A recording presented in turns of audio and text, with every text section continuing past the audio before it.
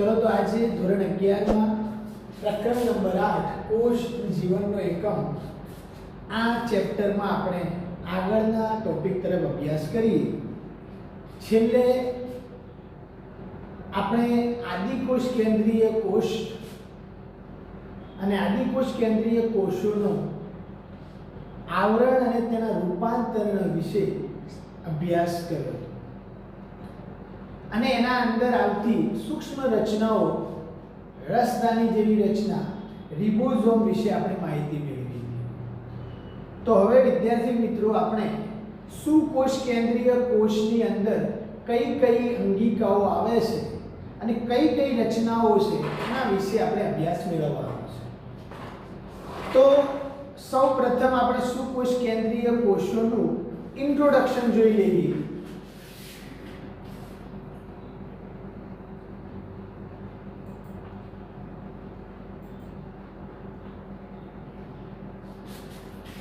આપણે સુકોષ કેન્દ્રીય કોષ વિશે નથી સમજવાનું। સુકોષ કેન્દ્રીય કોષનું તો વર્ણન આપણે કરી દીધું, યુકેરિયોટિક સેલ વિશે આપણે સમજ્યા, સાથે સાથે આદિકોષ કેન્દ્રીય કોષ વિશે સમજ્યા। પણ જે સુકોષ કેન્દ્રીય કોષની અંદર આવતી તમામે તમામ રચનાઓ અને અંગિકાઓનો હવે વિગતવાર સ્ટેપ બાય સ્ટેપ અભ્યાસ આપણે કરવાનો છે। તો આ સુકોષ કેન્દ્રીય કોષ કયા સજીવોમાં સમાવેશ થાય છે, मतलब કયા સજીવોમાં સુકોષ કેન્દ્રીય કોષો આવેલા છે। તો કાયદેસર આપણે શરૂઆતના જે 1 થી 4 ચેપ્ટર છે ધોરણ 11 ના બાયોલોજીમાં, એ ચેપ્ટરનો આપણે હજુ અભ્યાસ કર્યો નથી, પણ એમાં અભ્યાસ કરવાનો છે। અને ધોરણ 10 માં તમારે આવ્યું કે આ પૃથ્વી પર સજીવ સૃષ્ટિ 5 છે। તો 5 સૃષ્ટિ કઈ છે તો આપણે જાણ ખાતર યાદ કરી લઈએ। મોનેરા સૃષ્ટિ છે, પ્રોટિસ્ટા સૃષ્ટિ છે, વનસ્પતિ સૃષ્ટિ છે, પ્રાણી સૃષ્ટિ છે અને ફૂગ સૃષ્ટિનો સમાવેશ થાય છે। તો મોનેરા સૃષ્ટિ સિવાયની બાકીની 4 સૃષ્ટિઓ, मतलब કઈ? પ્રોટિસ્ટા, બીજી પ્રાણી, ત્રીજી વનસ્પતિ અને ચોથી ફૂગ, આ 4 સૃષ્ટિઓ જે છે એમાં કયા કોષ? સુકોષ કેન્દ્રીય કોષ આવેલા હોય છે। કયા કોષ? સુકોષ કેન્દ્રીય કોષનો સમાવેશ થાય છે। બીજી મહત્વની બાબત કે આ જે કોષો છે સુકોષ કેન્દ્રીય કોષો, એમાં પટલયુક્ત અંગિકાઓની હાજરી જોવા મળે છે। કઈ અંગિકાઓ? પટલયુક્ત અંગિકાઓ જોવા મળે છે, હાજરી જોવા મળે છે। मतलब કે દરેકે દરેક અંગિકા પટલયુક્ત હોય છે। અપવાદ 1-2 અંગિકાઓ છે જેનું આપણે વર્ણન સમજશું। અને એટલા જ માટે આ સુકોષ કેન્દ્રીયનો જે કોષ રસ છે એ વિવિધ ભાગોમાં વહેંચાય છે। मतलब કોષની જો રચના સમજીએ આપણે, ઓલરેડી આપણે સમજ્યા કે અહીં કોષ કેન્દ્ર આવે, અહીં અંતઃકોષ રસજાળ આવે, અહીં ગોલ્ગીકાય આવે, કણાભસૂત્ર આવે, લાઇસોસોમ આવે, રિબોઝોમ આવે, રસદાની આવે વનસ્પતિમાં, હરિતકણ આવે, તારા કેન્દ્ર આવે। આવી અંગિકાઓને કારણે આ કોષ રસ એ જુદા જુદા ભાગોમાં વહેંચાય છે। तो विद्यार्थी मित्रों, आ सुकोष केंद्रीय कोष केम कीधुं? एनुं नाम ज छे सुकोष केंद्रीय कोष। एनो मतलब के विकसित कोष केंद्र धरावतो कोष। અને જો વિકસિત કોષ કેન્દ્ર ધરાવતો કોષ હોય તો એ કોષનું કોષ કેન્દ્ર જે છે એ પટલથી આવરિત હોય છે। मतलब સુવિકસિત કોષ કેન્દ્ર હોય છે તો કેવું? પટલથી આવરિત। સુવિકસિત કોષ કેન્દ્ર ધરાવે છે। તો આપણે સમજી શકીએ છીએ બીજો મુદ્દો સૌથી મહત્વનો કે સુકોષ કેન્દ્રીય કોષમાં જે કેન્દ્રમાં આવતું કોષ કેન્દ્ર છે એ શું ધરાવે છે? પટલ પટલથી આવરિત હોય છે એટલે તેને સુકોષિક કોષ કેન્દ્ર કહેવાય છે. આ ઉપરાંત વિવિધ પ્રકારની બીજી અન્ય અંગિકાઓ જેવી રચનાઓ એટલે કે પ્રચલન જેવી રચનાઓ તો પ્રચલન કરતી રચનાઓ પણ ધરાવે છે અને સાથે સાથે કોષ રસ કંકાલ પણ ધરાવે છે. એનો મતલબ વિવિધ પ્રકારના પ્રચલન સંકુલો અને કોષ રસ કંકાલની હાજરી ધરાવે છે. તો પ્રચલન સંકુલ અને કોષ રસ કંકાલ. બીજો મહત્વનો મુદ્દો છે કે કોષોમાં આનુવંશિક દ્રવ્યની હાજરી હોય છે. સુવિકસિત કોષોમાં આનુવંશિક દ્રવ્યની હાજરી હોય છે.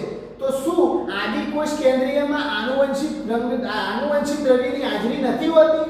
તો આનુવંશિક કોષ કેન્દ્રમાં પણ એટલે કે આનુવંશિક દ્રવ્ય એ આદિકોષ કેન્દ્રીય અને સુકોષ કેન્દ્રીય બંનેમાં પણ હોય છે.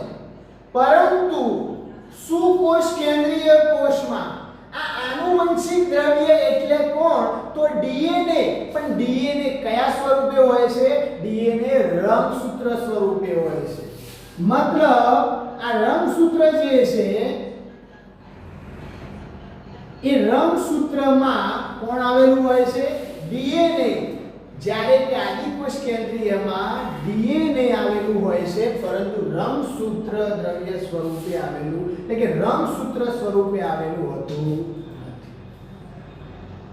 બીજો મહત્વનો મુદ્દો, અને આ આદિકોષ કેન્દ્રીય કોષો જે છે ચાહે વનસ્પતિના હોય ચાહે પ્રાણી કોષો હોય એ બધા એકબીજાથી જુદા હોય છે. એમના આકારમાં પણ વિવિધતાઓ ધરાવે છે, એમના કદમાં પણ વિવિધતાઓ ધરાવે છે, કારણ કે આ કોષો એક સરખા હોતા નથી. તો પ્રાણી અને વનસ્પતિમાં એકબીજાથી જુદા કોષો ધરાવે છે. વનસ્પતિ કોષોમાં કોષ દિવાલની હાજરી જોવા મળે છે. રંજક દ્રવ્ય એટલે કે હરિતકણની હાજરી જોવા મળે છે. સાથે સાથે રસદાની પણ જોવા મળે છે, જે કાયદેસર પ્રાણી કોષમાં કેવી હોય છે? અભાવ હોય છે. તો સુકોષ કેન્દ્રીય કોષમાં એક છે રંજક કણ, મતલબ આપણે નામ લખીએ તો હરિત કણ. બીજું રસદાની, બીજી કઈ? રસદાની. અને બીજી વાત કરીએ તો કોષ દિવાલની રચના, જે ફક્ત કયા કોષમાં જોવા મળે છે? વનસ્પતિ કોષમાં અને પ્રાણી કોષમાં આની કેવી હોય છે? ગેરહાજરી. મતલબ વનસ્પતિ કોષમાં હાજરી અને પ્રાણી કોષમાં શું છે? ગેરહાજરી.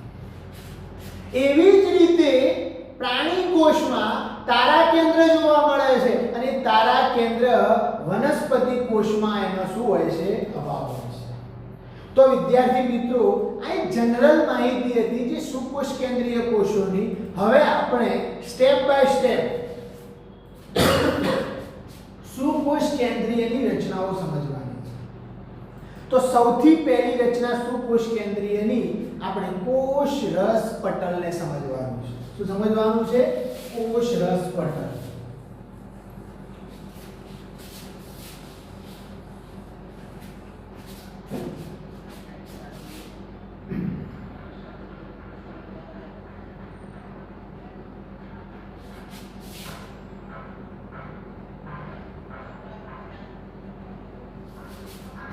તો આપણે સેલ મેમ્બ્રેન સમજવાનું છે.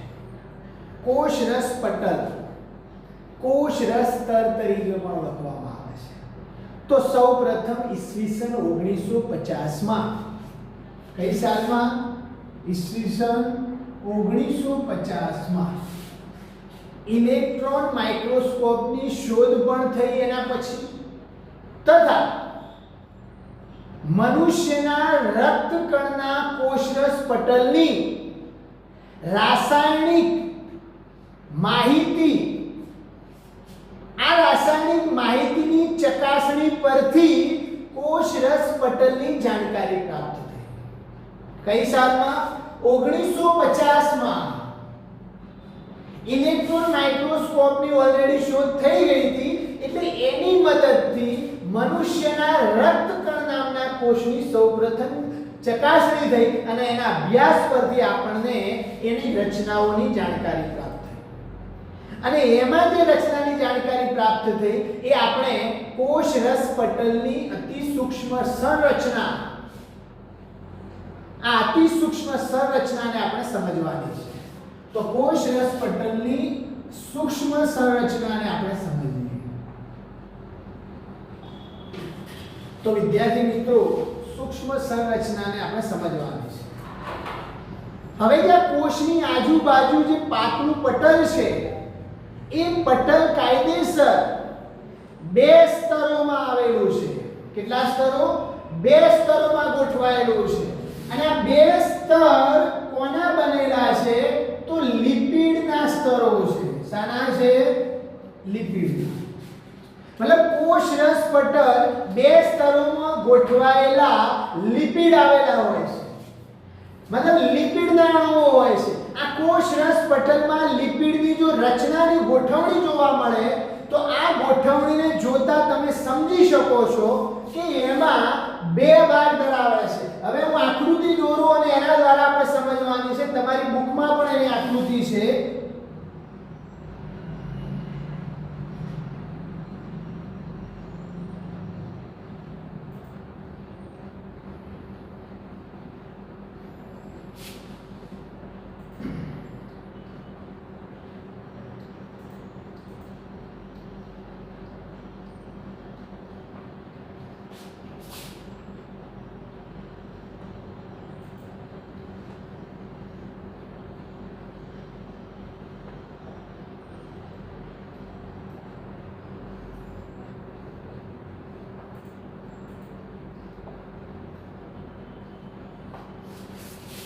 तो विद्यार्थी मित्रों તમે સમજી શકો છો આ એક કોષ રસ પટલ છે. આ સિંગલ કોષ રસ પટલ છે અને આ સિંગલ કોષ રસ પટલમાં બે લિપિડના સ્તરો છે. જુઓ એક આ અને એક આ. તો એક આ ભાગ છે અને એક આ ભાગ છે. હવે આપણે બે સ્તરોને સમજવું હોય તો કોઈ પણ એક સ્તરને સમજી લઈએ. તો આ લિપિડમાં જે ગોઠવણી થયેલી છે એ ગોઠવણીને જોતા સમજી શકો છો કે જલ અનુરાગી ધ્રુવીય શીર્ષ. શું શબ્દ છે? જલાનુરાગી ધ્રુવીય શીર્ષનો ભાગ અને એક બીજો જલ વિતરાગી પૂંછડીનો ભાગ. બીજો કયો છે? જલ વિતરાગી પૂંછડીનો ભાગ. તો વિદ્યાર્થી મિત્રો તમે સમજી શકો છો કે આ કોઈ પણ એક લિપિડના અણુને જો બહાર લઈ જવામાં આવે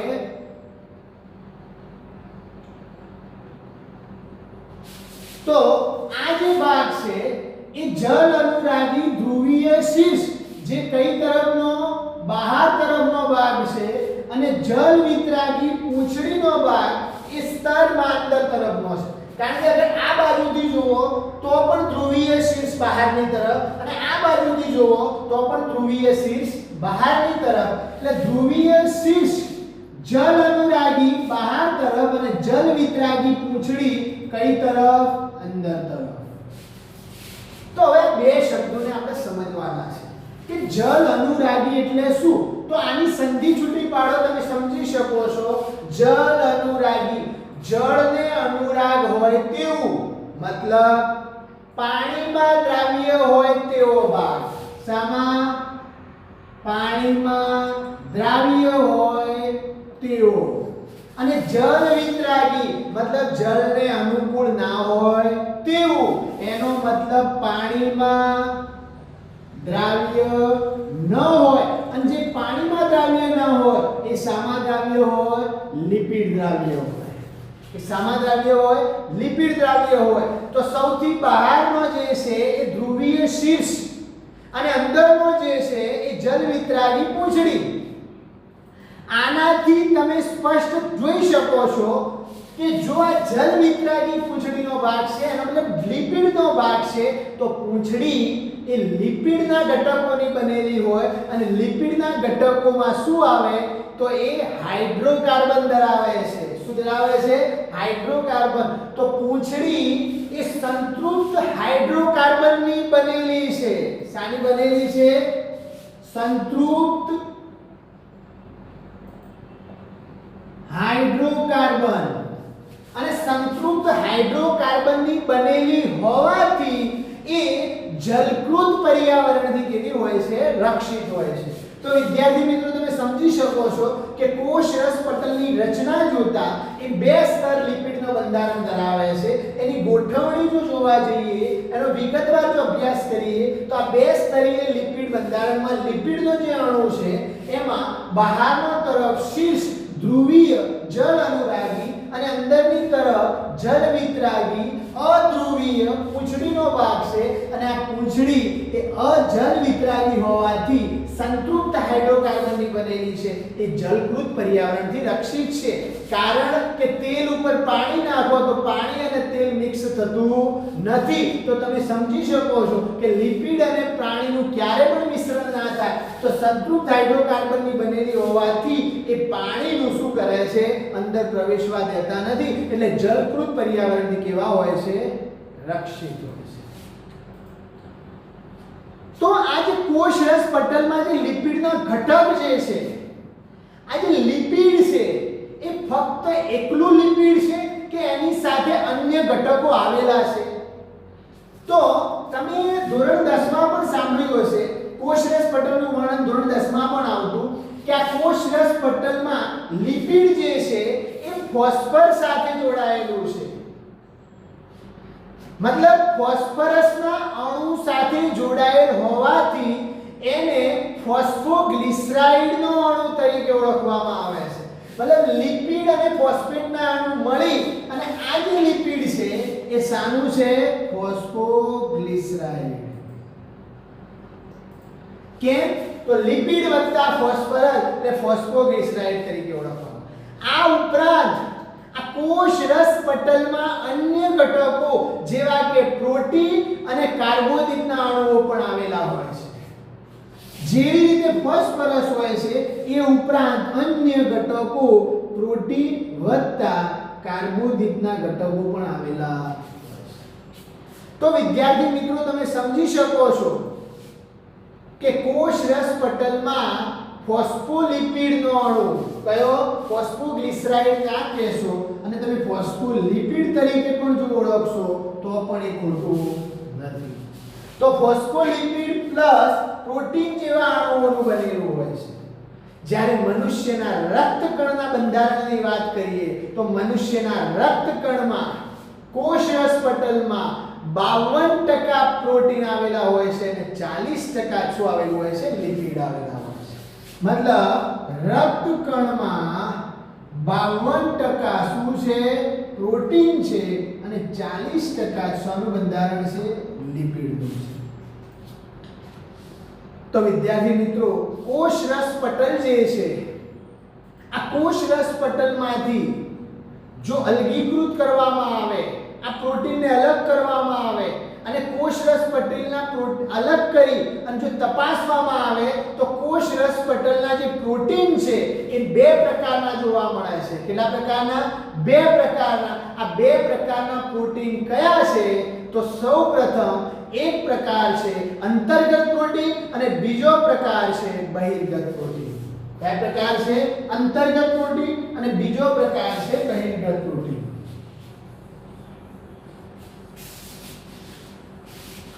તો આપણે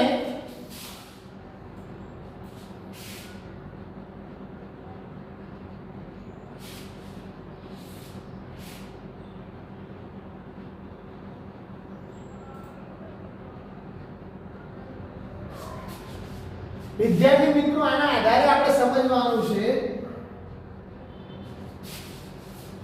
આ આકૃતિ દ્વારા આપણે સમજવાનું છે કે અંતર્ગત પ્રોટીન કયા અને બહિર્ગત પ્રોટીન કયા. તો વ્યાખ્યા શું? શબ્દ પર વર્ણન છે. અંતર્ગત પ્રોટીન મતલબ અંદર આવેલા હોય. તો અંતર્ગત પ્રોટીન કોષરસ પટલમાં અંશતઃ કે સંપૂર્ણ રીતે શું? અંતર્ગત પ્રોટીન કેવા અંશતઃ કે સંપૂર્ણ કેવા હોય છે ખૂંપેલા હોય છે કેવા હોય છે ખૂંપેલા એનો કોષ રસ પટલમાં આકૃતિમાં તમે જોઈ શકો છો કે આ જે પ્રોટીન છે જે પટલની અંદર ખૂંપેલો છે આ પટલ છે આ પેન છે તો આ એક સ્તર આ બીજું સ્તર તો સ્તરના અંદર તો આ ખૂંપેલો પ્રોટીન કહેવાય છે અંશતઃ ખૂંપેલો છે અને જો આખો ખૂંપેલો હોય તો આ કયો પ્રોટીન છે સંપૂર્ણ ખૂંપેલો જે બહાર દેખાતો નથી પણ આ લિપિડનું દ્વિસ્તરીય બંધારણ છે અને બહાર દેખાય છે તમે આખા પ્રોટીનને જોઈ શકો છો જે અંદરના સ્તર પર ચોંટેલો હોય છે એ કયો પ્રોટીન છે બહિર્ગત તો અંતર્ગત પ્રોટીન એટલે અંશતઃ તો આ એક પ્રોટીન એ કયો છે અંતર્ગત પ્રોટીન છે આ પ્રોટીન કયો છે અંતર્ગત પ્રોટીન છે તો બીજો કયો પ્રોટીન બહિર્ગત પ્રોટીન તો બહિર્ગત પ્રોટીન જે છે એને પરિગીય પ્રોટીન તરીકે પણ ઓળખવામાં આવે છે બીજો કયો પ્રકાર છે પરિગીય પ્રોટીન અથવા તો બહિર્ગત પ્રોટીન તો આ પરિગીય જે પ્રોટીન છે જે બહિર્ગત જે પ્રોટીન છે એ શું છે આ પ્રોટીન કોષરસ પટલની બાહ્ય સપાટી ઉપર આવેલા કે ગોઠવાયેલા હોય છે એટલે કોષરસ પટલની બાહ્ય તો આ કયો છે બહિર્ગત પ્રોટીન છે આ કયો છે બહિર્ગત પ્રોટીન છે તો વિદ્યાર્થી મિત્રો તમે આના દ્વારા સમજી શકો છો કે કોષરસ પટલના બંધારણમાં લિપિડ અને પ્રોટીનનું બનેલું બંધારણ છે અહીં આપણે કોષરસ પટલનું બંધારણ આ જે સૂક્ષ્મ રચના આપણને સમજાય છે એ કોની આપણા રક્તકણની સમજાય છે તો તમે હવે આના આધારે હવે આપણે આગળ સમજવાનું છે કે આ કોષરસ પટલની રચના દર્શાવતું જે સર્વ સ્વીકૃત મોડેલ આ સૌપ્રથમ મોડેલ જે તમારી બુકમાં આકૃતિ આપેલી છે એ સુધારેલું મોડેલ કોણે રજૂ કર્યું તો સૌપ્રથમ 1972 માં સિંગર અને નિકોલસન નામના વૈજ્ઞાનિકોએ રજૂ કર્યું કઈ સાલમાં 1972 માં સર્વપ્રથમ કયું મોડેલ સુધારેલું મોડેલ જે કોણે રજૂ કર્યું સિંગર અને નિકોલસન નામના વૈજ્ઞાનિકોએ સૌપ્રથમ કોષરસ પટલનું જે સુધારેલું મોડેલ રજૂ કર્યું અને એનું નામ આવ્યું ફ્લુઇડ મોઝેઇક મોડેલ શું નામ આપ્યું ફ્લુઇડ મોઝેઇક મોડેલ મોડેલનું નામ શું હતું ફ્લુઇડ મોઝેઇક મોડેલ તો આ ફ્લુઇડ શબ્દ મતલબ તરલતા ફ્લુઇડ એટલે તરલતાની પ્રકૃતિ ધરાવે છે અર્ધ તરલ પ્રકૃતિ ધરાવતી છે તો લિપિડ હોય અગર તેલનું સ્તર હોય તો કેવું હોય તરલતા ધરાવે છે તો આ મોડેલ મુજબ લિપિડની અર્ધ તરલ પ્રકૃતિ ધરાવે છે અને લિપિડની અર્ધ તરલ પ્રકૃતિ હોવાને કારણે જ